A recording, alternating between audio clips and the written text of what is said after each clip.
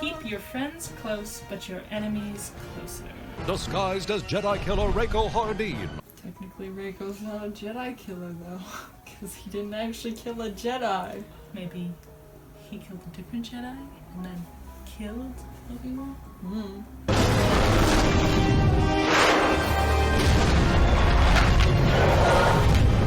How do they survive these kinds of crashes? They shouldn't. There are no seatbelts. Yeah, they literally have no seatbelts. Why are they surviving this? No broken bones, no scrapes, no bruises, no nothing. Plot armor at its finest.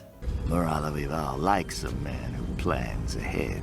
It's weird that he sometimes refers to himself in third person. I know Nalhada. It's interesting that he says he knows Nalhada. It makes the person feel more three-dimensional. Yeah. If they refer to stuff that has happened outside of the story, right? Like, it makes the story feel more three-dimensional, too, because it's like, no, this is happening in a real world with real people that have done other things. I'm just seeing, like, a small section of their life. Yeah, I'm just curious to know what he was doing. I want to see that! My question is has Rako Hardeen ever been to Nalhada? Because if he's like, oh, I've been to Nalhada, and then, like, it comes out later, wait, this person has never been on Nalhada. It's kind of like, ooh. But I don't know how they would ever find that out. I get the impression that Hardeen is less well known, though? Yeah, that's why I think you're probably right, that he's never killed a Jedi before. Yeah. Because as soon as you kill a Jedi, you become well known. Exactly. Like, I think Bane himself has killed more Jedi than Grievous, who was literally trained to kill Jedi. Really? Yeah, I think so. So, yeah, that's basically why he's up there. Bane versus Grievous would be kind of cool to see. It would. We can get a new ship at the Bilbausa Bazaar. Not so fast. We need to ditch these prison fatigues, and I don't like to stand out. So BS, though. Oh, he stands out no matter what he does. I love how that line didn't really make any sense, though, because you have to go into town in order to switch outfits, so... Well, see, the thing is that, are they actually wearing, like, nothing underneath that? It looks like, because you can see the collar underneath, the black collar, so... Because it's like, well, then just ditch the fatigues and then go get more clothes. Why do you have to wear the fatigues? Or, like, you know, you see it so often in shows or stories or whatever where they, like, steal laundry off of laundry lines or stuff like that. And, like, it's kind of gotten a bit cliche. Yeah. But you could still do kind of a play on that, right? Like, maybe instead of stealing it off the laundry line, they, like, go into a shed and, you know, grab some burlap sacks or something and, you know, cut some holes in it and just, you know, anything is better than bright orange suits, you know? Anything.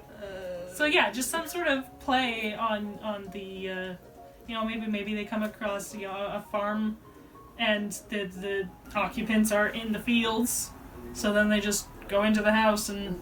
Yeah, but you wouldn't find a farm on Nalhada because it's a literal swamp, so... Fine. But I'm saying in general. Right. There's lots of different plays on this dealing laundry up the laundry lines that you can do. I love how that hat literally has, like, an antenna on it. Can you use that hat to, like, communicate? Soon as we have a ship, we ditch Hardeen. Really? Obi-Wan has now framed several kind of incidences in his favor against Bane. And each time, Moralo's kind of been like, oh yeah, I like this, you know, Rako Hardeen guy, blah, blah, blah. And then Bane's like, yeah, we're gonna ditch him, and he's like, okay. It's kind of weird because I get the impression that Moralo isn't too bright. But then, like, yeah, he turns out to be this incredible genius who invented the box. Yeah. It's like, okay, how did someone like this pull off something like that? Yeah. Like, when you actually look at the box, it's like not that like wow. It's definitely an interesting engineering feat, but for what it is, it's not actually like a criminal mastermind. It's just an engineering mastermind. It's like so. But yeah, it seems like just because he's a good engineer doesn't mean he's very good at this whole like criminal side of it, but that's what they're trying to like play him off as, this like criminal mastermind. Well, his backstory is like Mace said he killed his mother because he was bored. Mm-hmm. So yeah, I don't think he actually is too bright in that area, but respect for engineering the box, I guess. I guess I'm my point not is gonna applaud that because the box is awful. I guess my point is again, we have this character where they're like trying to play him off as one thing, but what they're actually showing us is not supporting that. But I mean, like, they did the same thing with Bane, right? Because in one episode he's this criminal genius, in the next he's a complete flippin' idiot. The last episode where he's all like, oh, I changed my password, what's up with that? And then the episode where he tortures Bala Rapal to death and he's like, oh crap, my bad. When you can very obviously see that it is not a Gungan child. Yeah. And he goes and like, oh, it's not a Gungan child. It seems with Bane, when he's cool, he's really cool. When he's dumb, he's super dumb. Yeah. But this guy just overall is kind of like vaguely smart and vaguely dumb, and what is he supposed to be? Because yeah, when people talk about him, it's like, oh, he's so smart, he's like really dangerous, and like because he's a criminal genius, and oh, he's got so much influence in the prison, and blah blah blah, right? But then when you actually see the guy, it's just kind of like, eh. For me, again, that's a bit of show versus tell. They're playing him up as this, like, amazing person, but what they're actually showing us is just kind of an eh. And you can do that with characters, where you, like, have the, like, people talking about them, play them up, and then you actually meet them, and they're completely the opposite. Yeah. But that's done intentionally. And then it's usually a matter of the other characters who have heard all these, like, things about them, realizing, no, this person isn't any of that. Whereas this is obviously not an example of that. It's just, they want us to believe one thing about him, but they're not showing us. They're not backing that up. I feel like they kind of tried to do that with Luke in The Last Jedi, because yeah, in The Force Awakens, they're like, oh, he's this amazing hero and everything, and then yeah, they turned him into crotchety Jake Skywalker in The Last Jedi, so Yeah. But again, at least it was intentional. yeah. This is very much, I feel, not intentional. It's just badly executed. Yeah, definitely. This show really seems to put, like, it pits show against Helen. It's like, you're not, that's not what they're for. You're supposed to get them to work together to your advantage, not pit them against each other and be like, okay, you have to listen to what we tell you and just completely ignore everything we show you. Okay, good, great, let's do that. Yeah. Because yes, you can't ignore tell. Telling has its place. But when you're hanging off of tell to the extent that you don't bother to show, or, show the opposite. or you're showing the opposite, then it's not working. I wish I knew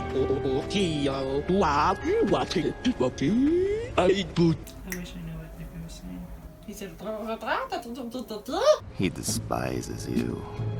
Moralo said he despises you, and Bane just like smiled. Just so self-satisfied. Yeah, I hate you. All I know is I'm not going anywhere without my reward. This plan is dumb.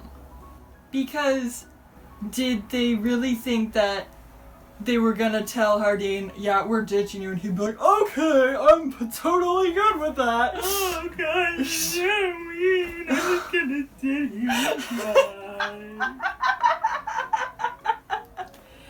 So dumb. the way, like, if all the lead up had been the same, the way I would maybe do it is, you have Bane say, oh, you go get the ship, we'll get the weapons. Well, no, it would probably actually be better to do it the other way. Tell him, go get the weapons, and we'll get the ship, and then you go grab some weapons really fast, and then grab a ship really fast, and then just go. And so he's like, trying to find you in the shipyard, and you're already long gone. Or you just go and get a ship right away, don't get weapons right away, fly somewhere else, get weapons, and then go. Either which way, you're long gone by the time he's, done getting weapons. Because this way, they could go get the weapons and then, come here and buy a different ship than he's looking at. But it's still, you have a problem of he ends up spotting you or whatever. And part of the other thing is that it's weird that he's told to go pick out a ship, but he doesn't have the money to buy it. So it's like he has to wait for them and yeah. It's just if you want to ditch a guy, this is not the way to do it. Ow. Let me down, and I'll tell you the frequency. Their ship will crash soon on Nalhata. This is weird because he's like, let me down, I'll tell you the frequency. And then they let him down, and then in the next scene, he's right back up there again. Why are you removing the bounty on the 3 fugitives? If they're free to move, they could lead us back to Evol's operation. How can they expect me to just sit here? Why is Anakin just hanging out? Yeah, I was just about to ask. Second, does Palpatine know? Because he said, I know Anakin's there, but was he phrasing it like, oh, the 3 fugitives, blah, blah, blah, because Anakin's sitting there, or because he doesn't know that one of the fugitives is actually Obi-Wan Kenobi? From what I remember of this conversation, I get the impression that he does know. And he kind of manipulates Anakin into going after them to screw everything up. But obviously, the way Mace was talking, assuming he doesn't know Anakin's there, I think Palpatine is supposed to be in the dark. I have it from a reliable source that the fugitives were last headed towards Nalhata. You cannot deny your feelings, Anakin. He could be manipulating Anakin to kind of give in to his darker feelings, or he could know that Obi-Wan is posing as Hardin, and if Anakin goes and kills the real Obi-Wan, then win. yeah. Right, because if Anakin killed Obi-Wan, and then the Jedi were like, what have you done? Then he'd be even more ticked off because A, he just killed his best friend, and B, he did it because they hadn't trusted him with the information that was his best friend. And yeah, basically it's like a win-win-win for Palpatine, because even if he doesn't succeed, then yeah, there's this whole oh no, I'm going to be kidnapped. I watched a video on why Palpatine is the greatest villain of all time. It's just seriously, dude is in control of everything to the extent that he can't lose. Let me guess. You missed me. He's so smug, man. So smug. Although, it now appears things may be on track soon. The Hutt ships followed them to where they crashed. That's the last we saw. We saw their ship coming down to crash, and 2 Hutt ships following it, and he was like, oh, you gotta send me some credits for another ship. And now they're just walking around, totally free, everything's fine. It's okay, are we supposed to assume that they killed the Hutts that were following them? Did the Hutts suddenly say, oh, it's my lunch break, and turn around and leave? Definitely the lunch break thing. We have no idea how they got from there to here. And it's kind of like... literally no sense. Over my dead corpse. Still bothers me. Just say body, man. Just say body. Yeah, because a corpse is a dead body, so it's redundant. Yeah. So it'd either be over my corpse or over my dead body. Exactly. It's kind of weird to...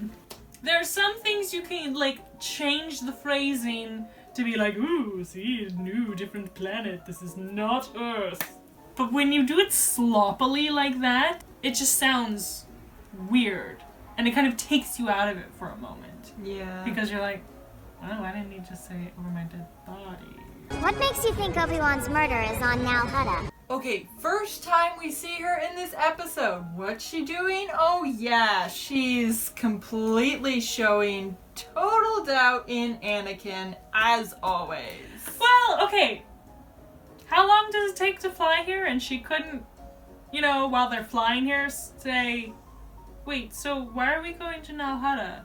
And if anything, yeah, what's with this, like, so what makes you think there's killers on Nal Hutta? Like, how is... Okay, so obviously he said, we're going to Nal Hutta to catch Obi-Wan's killer, but he then didn't say anything else until they landed here.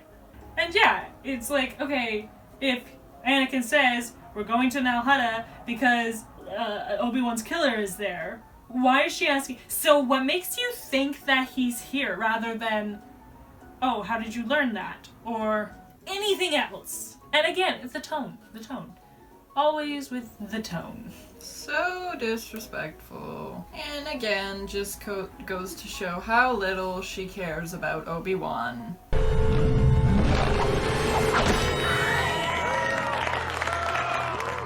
I love how everyone applauds! 2 Jedi walk into a bar on Nal Hutta and they applaud? They should be like running for the hills. 2 Jedi walk into a bar. It sounds like the start of it. Yeah, but you're absolutely right. Like, why are they applauding? They should be, yeah, like you said, running for the hills. I don't have time for games. Look at Ahsoka's expression. Okay. But like, again, with the flip-flopping, because either she judges Anakin like there's no tomorrow, gives him dirty looks like, ugh, so un-Jedi-like, or she literally just stands in the background doing nothing like, no, this is totally acceptable These behavior. are all lowlifes, so yeah, give them what they deserve. And it's interesting that, going back to what they were saying before, she's like, oh, what makes you think this killer's here? And then he says, oh, well, the Chancellor told me himself, and then she just accepts it. So she won't accept it if Anakin says it, but if the Chancellor says it, then, oh, okay. You see this? You kind of see the same thing in Season 7, where she's like, oh yes, the almighty Supreme Chancellor. And then in Season 5, she's the complete opposite, like, I hope Chancellor Palpatine knows what he's doing. And then even at the beginning of Season 7, she's like, why are you rescuing the Chancellor? Yeah. No freaking consistency at all. Okay, and remember, so in the last episode, at Obi-Wan's funeral, Ahsoka's like, I'm worried about Anakin. And now in this episode, she's watching him force choke somebody, and she's just like, yeah, choke that lowlife. Get the information from him. Ahsoka. Now we know that when you're worried for your friends, you do something about it. Oh yeah. You just stand there and watch them do horrible things. No. That's just the thing. She never holds Anakin accountable. She either gives him dirty, judgmental looks, or she stands by and does nothing. Yeah.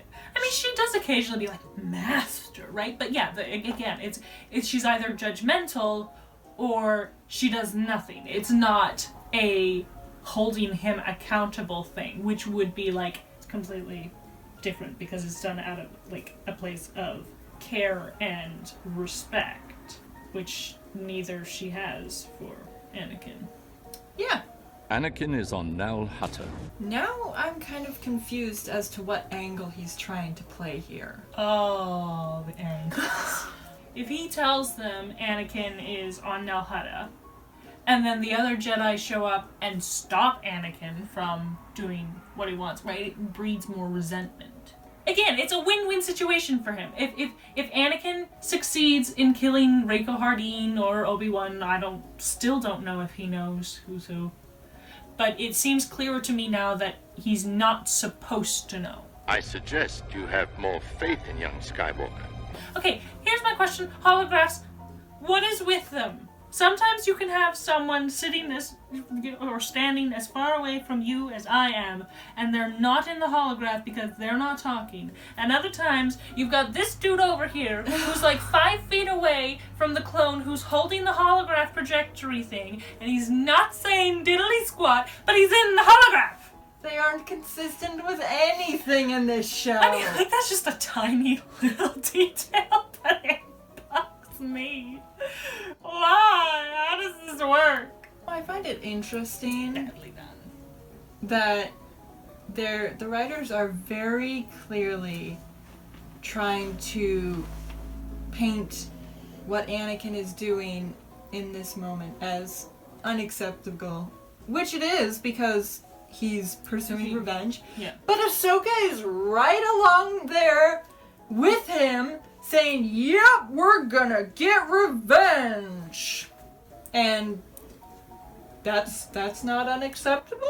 Well, no, because she's worried about Anakin. So she's just along to look after him and make sure he doesn't do anything crazy, even though she's completely supporting and aiding and abetting him right now. Yeah. And yeah, she seems to have no problem with what he's doing. But because she's worried about him, then she's not in the same mindset. She's just helping him because it's okay, because it's not her seeking revenge. So she's completely flawless in this entire thing. Yeah, I can. And then she saves him. So then she's such a good person. She really cares about Anakin. Like, she's hurt, but she makes sure to, like, you know, and she's up against people that she should have no chance, but she's not backing down. She's gonna protect him. She's so great. Ahsoka's amazing. Okay. Not to mention, why did Anakin even bring her along?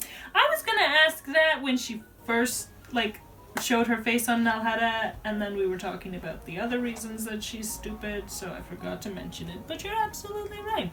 Why is she here? Why did Anakin bring his Padawan along on a revenge mission? That's the kind of thing you do alone because you don't want someone sitting there going, maybe you shouldn't be doing this. Or, you know, like, oh, here, Padawan, I'm going to show you how to get revenge. Like, it's just, there's literally no reason for her to be here. Like, what was going through Anakin's head? Did he want her to stop him? Did he want to, like, does he just consider her like his friend who, you know, I need your help in murdering someone and burying their body? Like, why is she here?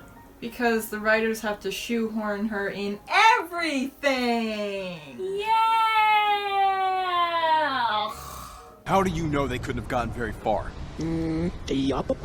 So you only gave them enough fuel to reach the nearest filling station on Arandia, which is owned by your brother. So, the dialogue there. How do you know they're not going to get very far? Oh, I only put enough fuel in their tank for them to reach there because my brother owns a fuel station there. Oh, so you only put enough fuel in their tank so that they could make it as far as your brother's fuel station.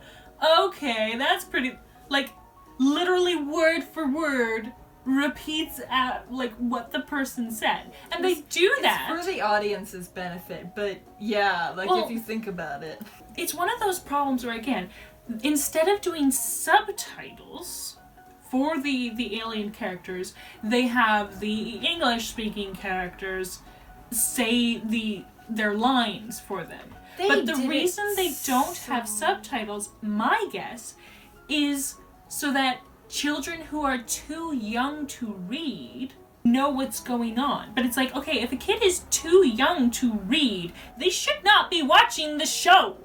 Yeah, no kidding. I was gonna say though, they did a really good job, Chewbacca and Han Solo, because Han Solo wouldn't just like blatantly repeat what Chewbacca said in basic, but you could understand from his response what, like, you could get an idea of what Chewbacca said based on Han's response. So they did it brilliantly there, but yeah, no, they did it horribly here.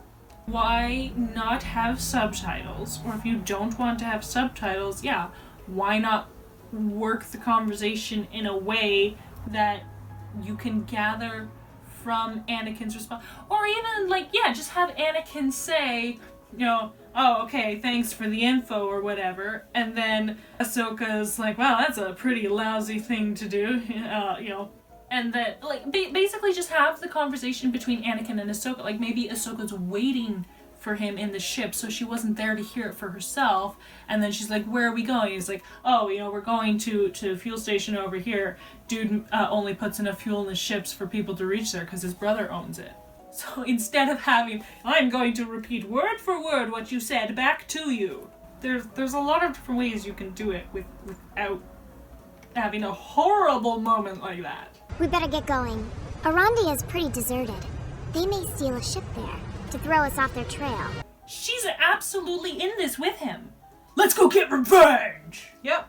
But it's okay because she's Ahsoka. It's not like and she was showing how smart she was there, right? Oh my goodness. Who sells a ship with only enough fuel to get to this lousy rock? I love the guy waving in the back. See, that's another thing, right? Like, he could have just said, oh, we're going to, you know, the next, you know, stop on the map. And then you have Moralo say his line. And it's like, it's very repetitive. Like, you don't need to tell us the same thing twice. We got it the first time. Yeah, if you want to make it a little clearer that, you know, those two guys are brothers, you know, maybe, like, have, like, a matching, like, marking on them or something. But, yeah, you can kind of gather from the show and, you know, a random comment like that, oh, they work together to... But, yeah, as it is, it's just redundant. Yeah. Look, it's Cad Bane. Are you sure? Who else wears a hat like that? You have... There you go. But you have no fashion sense, girl. If you are dissing Bane's hat, you should be shot. I'm sorry, but, like, you should be shot on sight.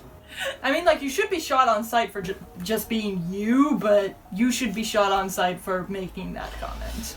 The thing is, though, this, like, we've seen her act this way in regard to Ventress, we've seen her act this way in regard to Cad Bane before, like, this absolute disgust in her tone, in her expression, like, she's just disgusted by anyone she feels beneath her. I can't think of a single Jedi Master that acts disgusted by bad people. They're not happy, but you can be unhappy or upset or 100 other things without acting disgusted. And the thing is, it doesn't just extend to villains. Yes. She acts this way toward a poor, sick person living on the streets of Coruscant at the beginning of Lightsaber Lost, and she acts that way to someone she supposedly considers a friend, Lux Bonteri. Well, she acts that way toward Obi-Wan when he says, no, we're not going to go help Mandalore because we have been called back to Coruscant. She acts this way toward anyone who she is like, you're not doing what I want? Just think of her behavior toward Anakin in the Citadel arc when he agreed with Tarkin. She's like, ugh. Yeah. Well, I mean, we've already seen her, again, this face toward all those people in the saloon. It's like, you don't know their stories, you don't know anything about them, and you're just standing there judging them and just thinking it's totally okay to abuse them simply because of the location you found them in. I can't help but think and again, of that this is moment. the character that they want young children to relate to and have as a role model.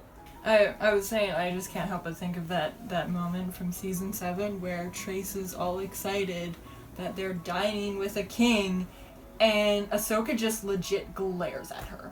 Doesn't even make an attempt to hide the fact that she is glaring at this person who has been nothing but kind to her, and she just glares at her because she's excited. And again, it's like Ahsoka grew up in privilege, and this is probably the first time Trace has ever had anything so extravagant. And yeah, she's getting glared at. Yeah, Ahsoka's line to Ventress in season 5 says it all. Ventress is like, not everyone gets to live in a fancy palace. Oh, I guess I'll have to get used to that. Poor me. Well, it's kind of a double thing. It's like, oh yeah, poor me, but it's also like, oh, it's so disgusting. Well, she literally says it. Like, the line before Ventress is like, not everyone gets to live in luxury is, yeah, nice place you got here. Mm-hmm. And it's like, okay, this isn't even Ventress's place, right? Like, you've been living over top of this your whole life, and you don't give a crap? But she's what the Jedi should do. Oh yeah, totally. Because it's like, when she meets Trace and Rafa, this is not her first interaction with people from the lower levels. This is not her first time in the lower levels. And if anything, how much time passed between her saying, I'm leaving the Jedi, and her meeting Trace and Rafa? She should have had a rude awakening as she's trying to, like, scrounge a living on her own. But instead we see her, she's got this nice outfit, she's got a bike, she's got all this stuff, and it's like, okay, well, what has she been doing? How has she gotten these things? And, like, and the fact that she just, like, brushes off Trace and Rafa's plight, like, it's just like, oh, I can't believe you live like this. Well, how have you been living? We don't see her living in, like, away from the Jedi at all. We just see her spitting on Trace and Rafa, and then, yeah, she's got this fancy new gear for the Mandalorian part of the season 7. And they just give stuff to her. Oh, here's your lightsabers. I fixed them up and made them big. Here, have command again. Something I would have loved to see is Ahsoka being pushed to the point where, yeah, she has nothing, she's living on the streets, slowly starving, and she's severely tempted to turn to crime in order to make a living. Mm-hmm. And she has to fight that with everything she's got. It would have been interesting, actually, to kind of put that in the Trace and Rafa episode, that maybe she goes with them because she's being tempted to, like, support them, but then because of all the danger of what they're doing, and, like, maybe, yeah, something happens not caused by her that puts the girls in an incredibly dangerous situation, and she's like, no, I can't live like this. I can't, always scared, always, in danger. Like, this is why I left the Jedi, right? Like, it is not the person I want to be. And so then, yeah, she has to kind of, like, come to it. There's a couple ways you can do it. We got horribly off track. Yeah, a little bit. All of this started from Bane's hat. It's your fault, Bane. You did this. Take over. I'll bring it down. Yeah, no, she's completely helping him. Yeah, she's completely on board with his revenge mission.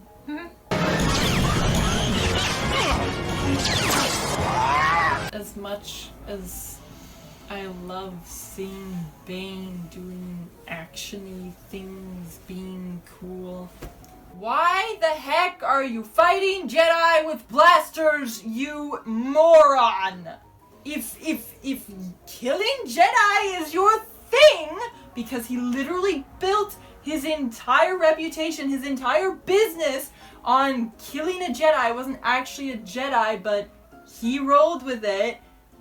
If you built your entire business on that, you'd think you'd have the sense to not fight Jedi with blasters. Yeah. Imagine if Bane did what Grievous did, where he collected the lightsabers of the Jedi he slew and literally taught himself his own lightsaber technique and fought Jedi like that. Like, it's still a good idea to have long-ranged weapons, but that would be freaking awesome!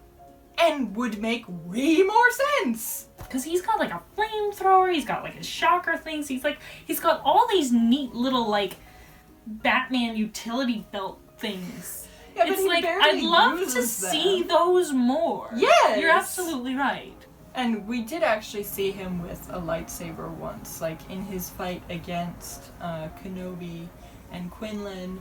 He took one of their lightsabers just for a split second, and it was so damn cool seeing him with a lightsaber. And it's like, why didn't you go with that instead of pew pew? Oh no, you deflected it. Oh no. Yeah, look at her. Yep, she is Fully all on in. board. But what Anakin is doing is wrong, but what Ahsoka's doing is fine. Right. Because she's Ahsoka. Oh, And yeah. she's just helping Anakin, right? Oh, She's yeah, such a good person.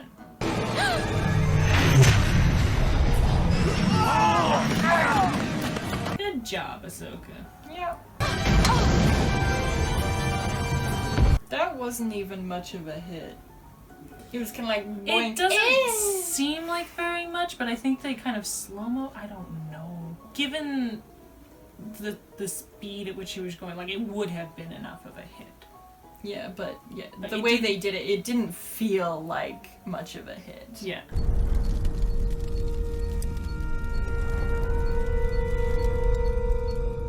Yeah, no, this chick should have brain damage. And again, it's like she hits her head hard enough to be knocked out, and then Like, split 2 second later, seconds later. oh, I'm fine. Yeah, Everything's yeah, fine. yeah, Like, yeah. yeah, she's holding her head, but like, you don't really see a lasting effect. And the weird thing is, why does it take her so long to get up there? If she was up in a split second after that crash, she should have been up there long before the fight concluded. This is for Obi-Wan. If it wasn't for Bane, Ahsoka would have helped Anakin kill someone in cold blood, and that someone would be Obi-Wan. Yep. Good job, Good Ahsoka. job. Yeah, yeah. Oh yeah. Great person, Right Ahsoka. on. It doesn't actually seem to deflect his blaster shots. They just disappear. There was one that was deflected, but the other two, they don't go anywhere. Because yeah, shooting at a Jedi otherwise is extremely dangerous because they just deflect it back at you and you're dead. So yeah, it's super stupid for Bane to shoot at Jedi when they've got their lightsabers and are, you know, fighting him. I don't understand humanity. For the convenience of the plot.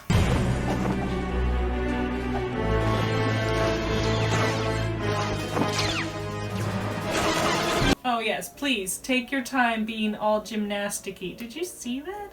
Yeah, no. More showboating. Completely unnecessary. You're wasting time. Beat some sense into him.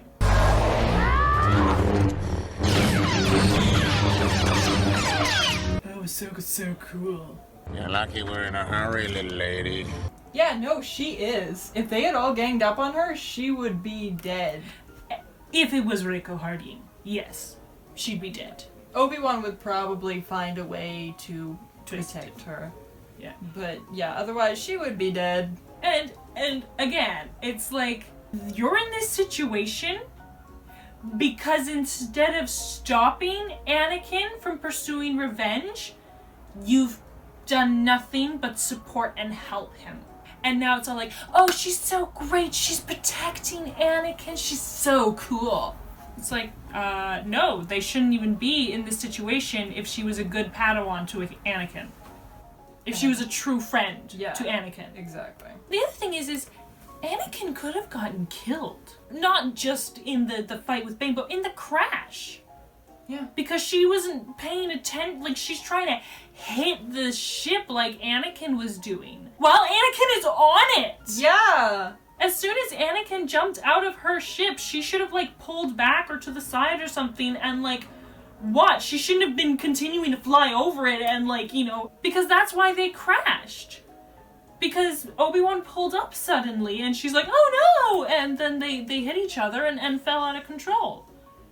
Anakin could have gotten killed. Wow, I can totally tell you care so much for Anakin. What is it? What's wrong? What do you mean, what's wrong? He almost died because of your idiocy. It's one of those things, it's like, you could say what's wrong in replacement of like, where are you hurt? Or how badly are you hurt? Or something like that, right? Like you could, but still, it's all being played up as like, oh, Ahsoka's so great to Anakin, and you know, and blah blah blah, when she's just as responsible for him being here as he is. And it's just completely ignoring her responsibility that resulted in this. Ahsoka loves her deniability. They may be willing to die, but I'm not going to kill them. I'm just gonna sick Maul on them. Hey Maul, go kill them. I'm just going to I'm just going to do something that is going to directly result in their deaths. She may as well have exploded the ship herself and been like, but I'm not going to kill them. Anakin, don't follow me. That's why I felt a connection. Obi-Wan is still alive. This is another thing. It's like, in other situations, across like huge distances, we know that Jedi can sense one another, especially if they have a connection. And I mean, like, when the Cargo of Doom, after Bane dies, but he's standing 3 feet away from Anakin senses that he's still alive. But Anakin never senses that Obi-Wan's alive, even though, like, you know, their ships are close together, which, again, we've seen greater distances than that when they've sensed each other.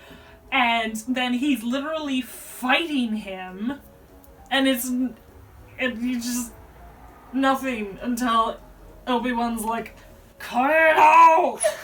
And then, oh, I've sensed a connection. Oh my goodness! So it's like, okay, because it's not always been portrayed as like, oh, they have to be focusing in order to sense. There's been plenty of times where it's been like passive, right? It doesn't have to be a focused, conscious thing. So it's like, okay, well, was his anger like, and thirst for revenge, blinding his senses or whatever? Like, I don't understand anything. This show is awful. Terrible. Disgusting. See you next week. Of course.